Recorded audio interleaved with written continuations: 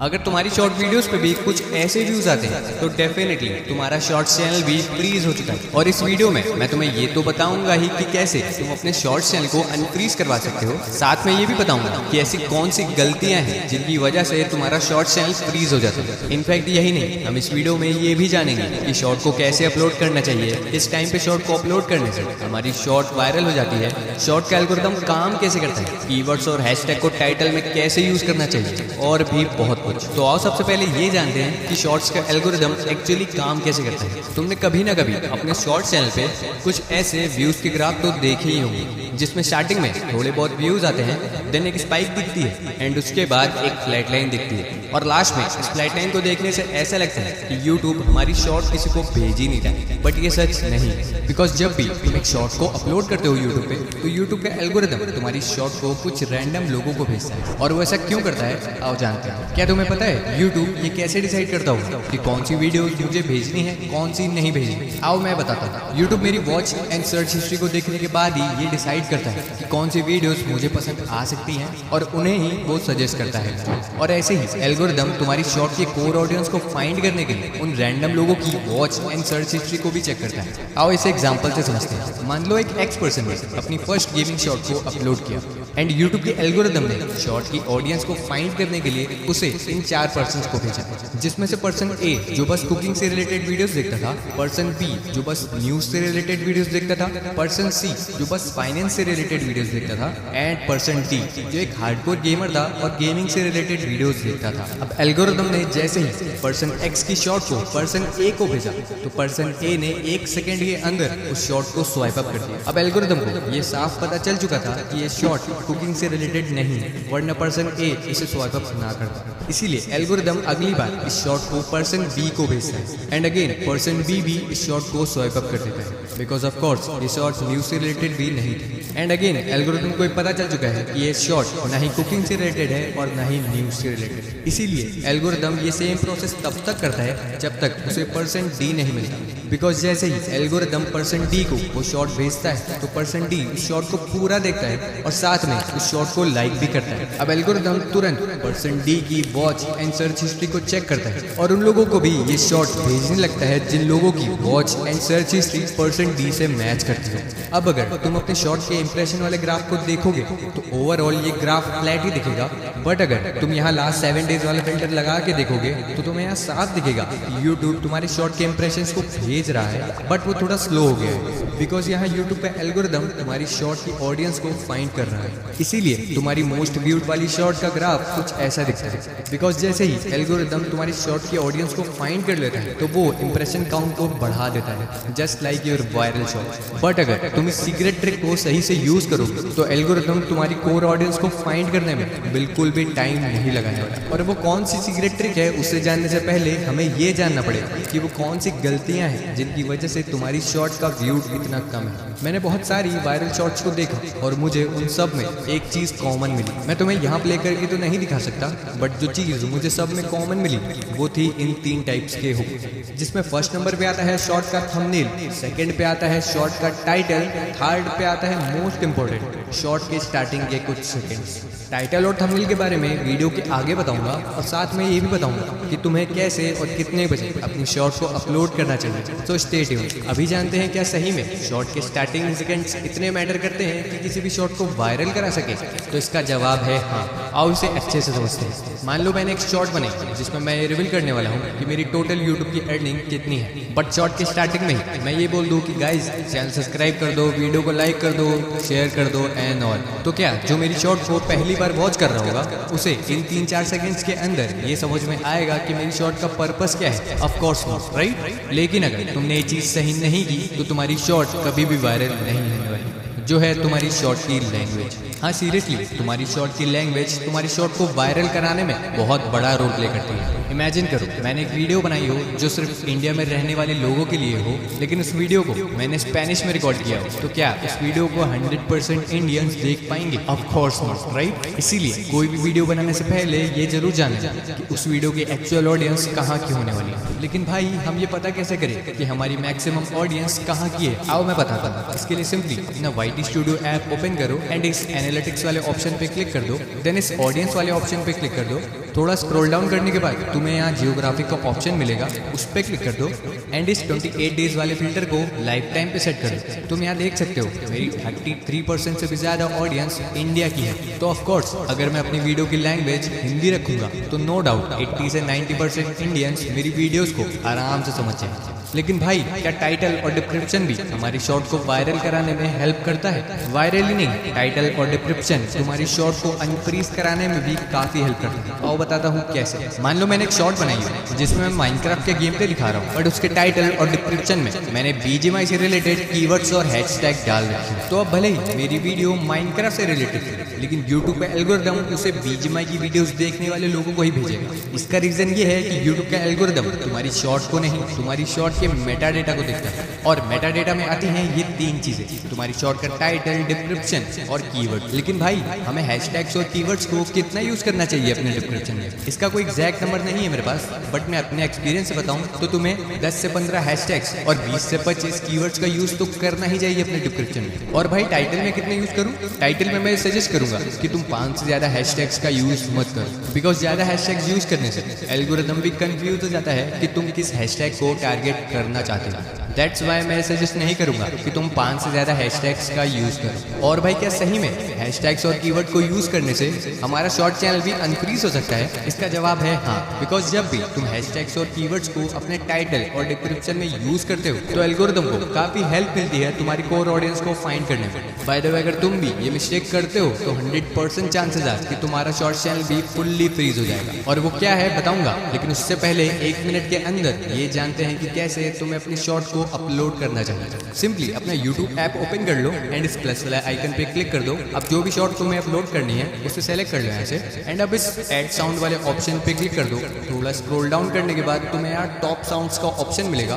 By the way top sounds के अंदर जितने भी सॉन्ग्स तुम्हें मिलते हैं वो सारे एकदम ट्रेंडिंग होते हैं, इसीलिए बहुत ज्यादा चांसेस है कि जो सॉन्ग तुम सेलेक्ट करते हो उस सॉन्ग के साथ तुम्हारी शॉर्ट्स भी वायरल हो सकती है। इनफैक्ट तुम देख सकते हो इस सॉन्ग पे टोटल कितनी सारी शॉर्ट्स बन चुकी है, तो मैं भी इसे ही सेलेक्ट कर लेता हूँ ताकि इस सॉन्ग की वजह से मेरी भी शॉर्ट रैंक करने लगे यहाँ पे। सॉन्ग को सेलेक्ट करने के लिए तुम्हें बस इस एरो पे क्लिक करना होगा, देन इस आइकन पे क्लिक करना है एंड दैट्स इट। अब तुम्हें बस ऑडियो वाले सेक्शन में जाके अपनी ऑडियो को 100% रहने देना है और सॉन्ग वाली ऑडियो को 5% करना है। जैसे ही ऑडियो सेलेक्ट हो जाए तो तुम इस क्रॉस वाले आइकन पे क्लिक कर देना, देन इस नेक्स्ट वाले आइकन पे क्लिक कर देना। अब अगर तुम अपनी शॉर्ट के लिए थंबनेल सेलेक्ट करना चाहते हो तो यहाँ पे तुम्हें एक पेंसिल वाला आइकन शो हो रहा होगा, उस पर क्लिक कर दो। अब जिस भी फ्रेम को तुम अपना थंबनेल बनाना चाहते हो उसे सेलेक्ट कर लेना एंड दैट्स इट। अब जैसे ही तुम्हारी वीडियो 100% प्रोसेस हो जाए तो तुम उसे तुरंत पब्लिक भी कर सकते हो। भाई तुमने ये तो बता दिया कि अपलोड कैसे करना है, बट ये नहीं बताया कि हर वीक मुझे कितनी शॉर्ट अपलोड करनी चाहिए। यहाँ भी इसका कोई एग्जैक्ट नंबर नहीं है कि तुम्हें इतनी शॉर्ट्स तो अपलोड करनी ही चाहिए हर वीक। तो भाई हम ये कैसे पता करें कि हमारे लिए कितनी शॉर्ट्स अपलोड करना बेस्ट रहेगा? इसके लिए तुम यूज कर सकते हो इस ट्रिक का, जिससे तुम आराम से जान सकते हो कि तुम्हें कितनी शॉर्ट्स अपलोड करनी चाहिए, जिसका नाम है what's your making time. Simply तुम्हें बस ये नोटिस करना है कि तुम्हें एग्जैक्टली एक शॉर्ट को बनाने में कितना टाइम लगता है और इसी टाइम के हिसाब से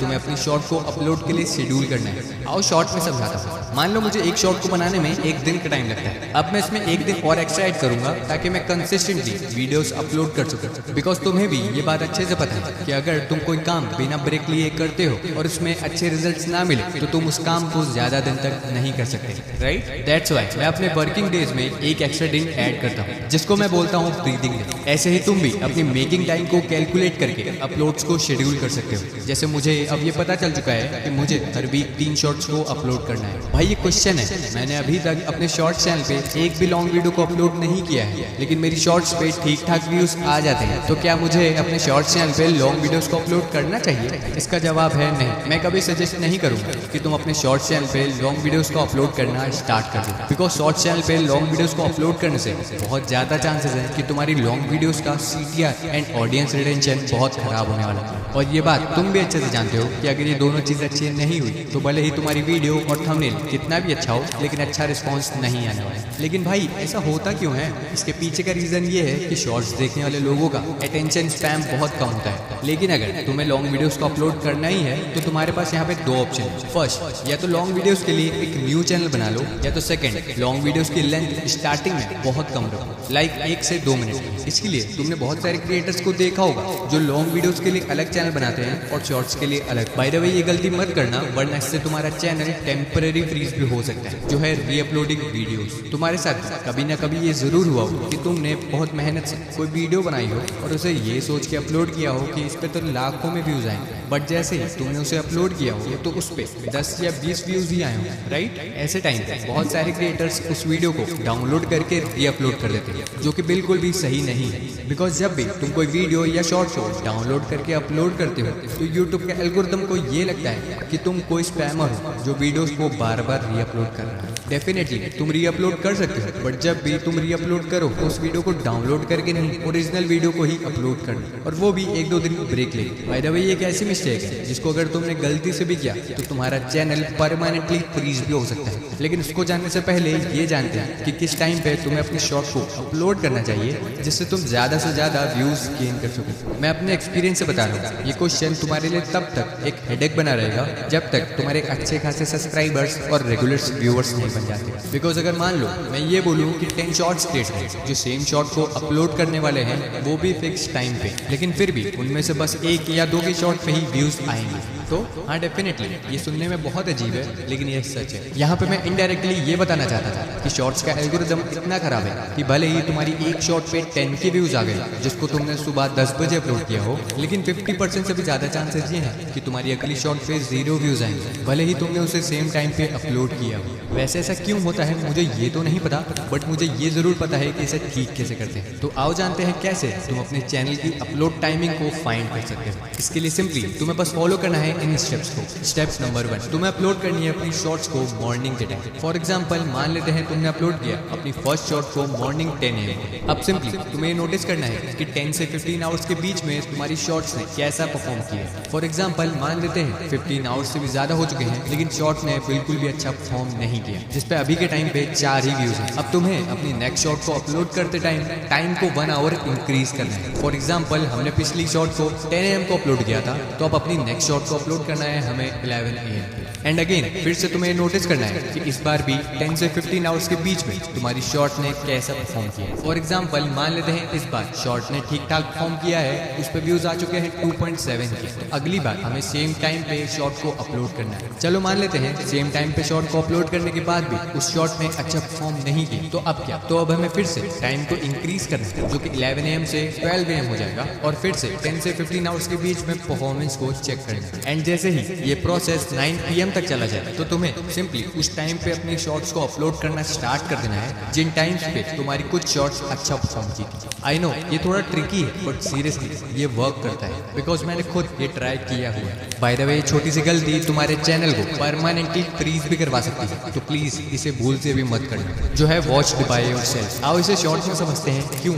और कैसे हमारा चैनल परमानेंटली फ्रीज हो जाता है इससे। फॉर एग्जाम्पल मान लेते हैं मैंने अपना एक न्यू चैनल बनाया जिसका नाम ए है, एंड उस पे मैंने अपनी फर्स्ट शॉट को अपलोड किया, देन अपने उसी चैनल से मैंने अपनी फर्स्ट शॉट को वॉच कर लिया। बट ऐसा मैंने एक बार नहीं 20 से 25 बार और किया, और अपनी हर शॉट को मैं खुद वॉच करता हूँ। एंड अब 90% से भी ज्यादा चांसेस ये हैं कि मेरा चैनल फ्रीज हो जाएगा, बिकॉज जब भी तुम अपनी वीडियोस को अपने उसी चैनल से देखते हो जिस चैनल से तुमने उसे अपलोड किया हो, तो यूट्यूब का एल्गोरिथम इसे इनवैलिड एक्टिविटी में काउंट करता है। और बहुत ज्यादा चांसेस है कि अगर तुमने गलती बहुत टाइम तक की तो यूट्यूब तुम्हारे मोनेटाइज चैनल को डिमोनेटाइज कर सकता है, तुम्हारे चैनल की रीच रोक सकता है, इनफैक्ट तुम्हारे चैनल को समटाइम्स परमानेंटली डिलीट भी कर सकता है। सो प्लीज अपनी वीडियोस को उस चैनल से कभी मत देखना जिस चैनल से तुमने उसे अपलोड किया हो, और अगर तुम्हें देखना ही है उसे तो तुम उसके लिए एक अलग चैनल बना। वैसे अगर तुम स्ट्रिक का यूज करते हो तो बहुत ज्यादा चांसेस है तुम्हारा शॉर्ट्स चैनल बहुत ही जल्द अनफ्रीज हो जाएगा। रिसेंटली मैंने नोटिस किया है कि जब भी तुम अपने शॉर्ट्स चैनल पे लॉन्ग वीडियोस को पहले अपलोड करते हो तो तुम्हारी शॉर्ट्स फ्रीज होने के चांसेस बहुत कम हो जाते हैं। इसके पीछे का एग्जैक्ट रीजन तो मुझे नहीं पता, बट जो मुझे लगता है वो ये है कि जब भी तुम लॉन्ग वीडियोस को पहले अपलोड करते हो तो यूट्यूब शॉर्ट वीडियोस के कंपैरिजन में बहुत कम टाइम लगाता है तुम्हारी कोर ऑडियंस को फाइंड करने में, और जैसे ही यूट्यूब तुम्हारी कोर ऑडियंस को फाइंड कर लेते हैं तो वो उन लोगों को भी तुम्हारी शॉर्ट्स भेजने लगता है जिन्होंने तुम्हारी लॉन्ग वीडियोस को देखा है। आई नो मैं थोड़ी देर पहले ये बोल रहा था कि शॉर्ट चैनल पे लॉन्ग वीडियोस को अपलोड नहीं करना चाहिए, मैं वहाँ लॉन्ग टर्म तक वीडियोस अपलोड करने के लिए मना कर रहा था, शॉर्ट टर्म्स के लिए नहीं। इसीलिए मैं साथ में ये भी सजेस्ट करूंगा कि जैसे ही तुम्हारा शॉर्ट्स चैनल अनफ्रीज हो जाए तो तुम लॉन्ग वीडियोस के लिए एक अलग न्यू चैनल बना लो। बाय द वे, अगर तुम अपने शॉर्ट्स चैनल को 6 दिन के अंदर अनफ्रीज कराना चाहते हो तो इस वीडियो पे क्लिक करो, बिकॉज इस वीडियो में मैंने वो सारी सीक्रेट ट्रिक को रिवील की है जिनको मैं खुद यूज करता था अपने शॉर्ट्स चैनल को अनफ्रीज करवाने में।